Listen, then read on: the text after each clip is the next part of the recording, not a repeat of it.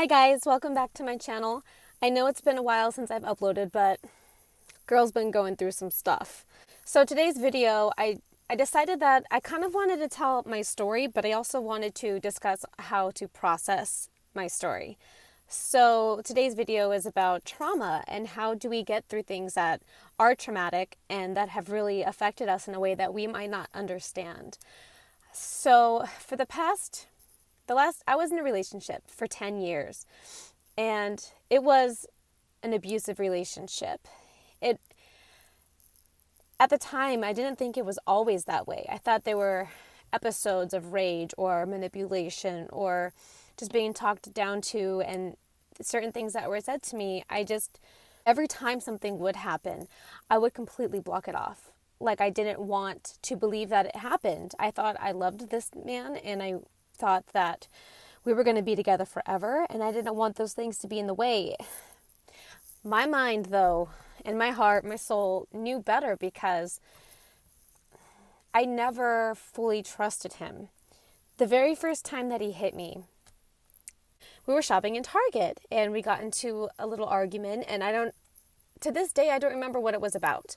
And I remember I lived right next to Target, and so I was just going to walk home. And I was so embarrassed because he was getting so loud in public, and I was kind of scared. I was humiliated. I just wanted to get away.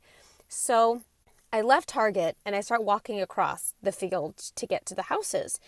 And he comes storming after me, and I said something that he didn't like. I don't remember what I said. I just remember the look in his eyes and his fist coming at me, and he hit me in my ribs and in my stomach so hard.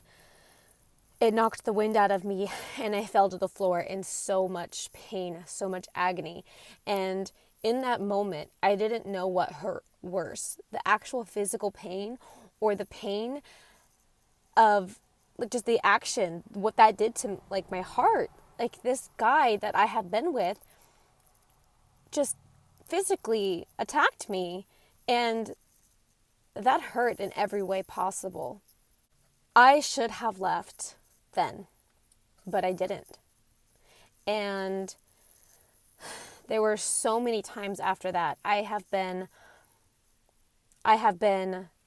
choked, slapped, pushed, kicked, punched. I've been dragged across the streets, floors. I've been picked up by my neck and shoved against the wall. I've been drop kicked. I've had him come down on top of me like a wrestler would with their elbow right into my stomach. And I've had my property stolen, broken, damaged. He's taken my dog, which is my child, and would hold her hostage so I wouldn't leave. I mean, all these things happened throughout the 10 years. I mean, forget the fact that he's cheated on me, like I said, stolen, lied. Just so many horrific things. And yes, I should have left, and I didn't. And for the longest time, I didn't tell anybody. I mean, everybody knew. I didn't have to say one word.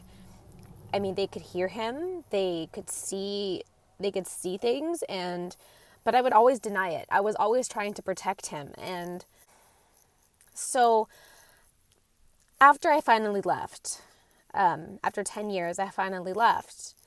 And even after that, I was so full of shame and guilt that I still didn't want to open up about it. And it's gotten easier because I feel stronger coming out of it. I'm still being tested to this day, but I feel like there's two reasons, the main two reasons I can think of why I stayed. One is because I think that he was a huge lesson that I had to learn in my life, and I wasn't learning it. And so those cycles kept repeating itself until I finally said, okay, enough is enough. I learned my lesson. I love myself. I am stronger. I know what I deserve, and I got to get out. And another thing is trauma bonding.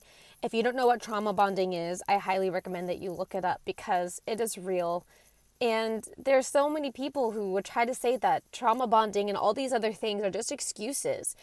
And they're really not. And until you're in that situation, you're not going to understand.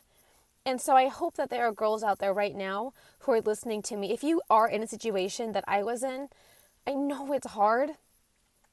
I wish I was stronger. I wish I had left. And I didn't. I let this man mistreat me and hurt me in so many ways. And you deserve so much better. Because some girls aren't lucky enough to get out, and they stay, and they end up dying. And it's not okay. And just know that you're not alone. And if I can help you in any way, reach out to me. I want to be there for you because I know firsthand what it is like. Like I had said, every time something would happen, it's almost like I was numb to it. And then after I had left, it was maybe a couple months after the fact, I just started getting these crazy flashbacks of episodes just repeating itself over and over again in my head. They would just keep it was on rerun, and I would just get triggered by the slightest things, and I would break down just crying, and part of me is just so angry with myself. And I didn't understand why I stayed. I was full of the excuses. Oh, he had a bad childhood. It was the military that messed him up. He just wants to be loved. He's so sorry. He didn't mean to do it. There's no excuse. None. Zero.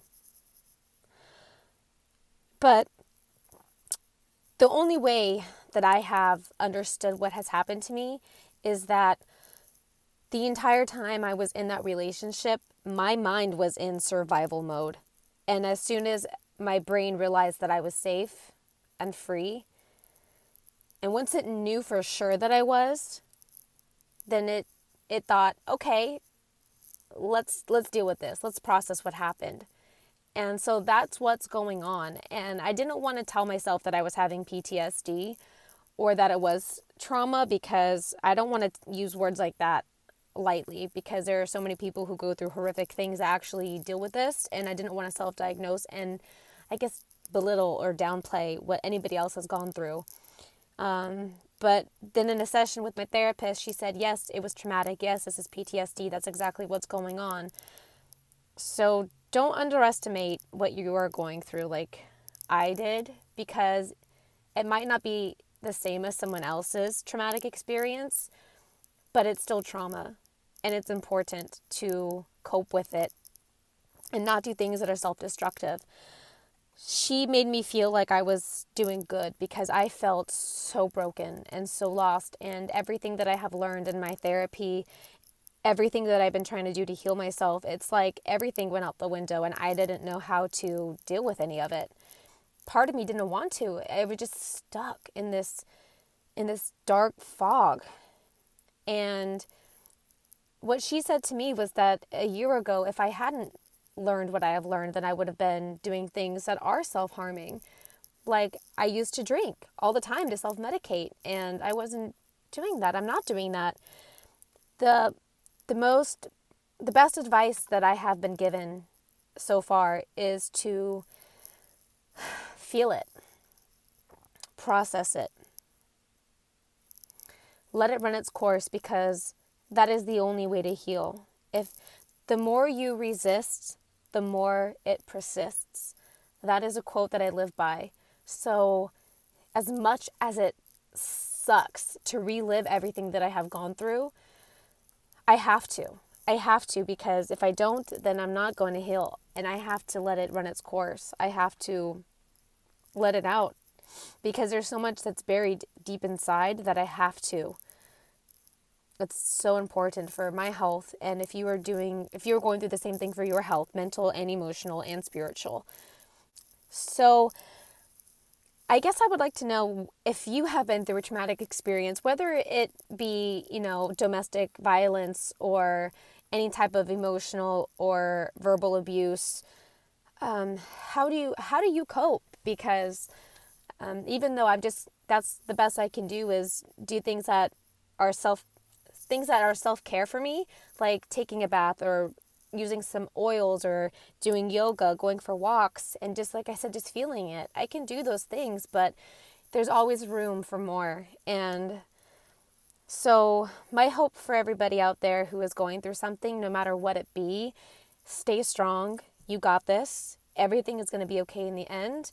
Whatever lesson that is coming at you right now, you will learn it and you will be okay. Even in times where you think that you might not be, you will. You will come out on top. Stay strong. And if you are going through something that you're trying to process, feel it. Cry it out. Cry hard. Cry hard and cry long. And let's get through this together.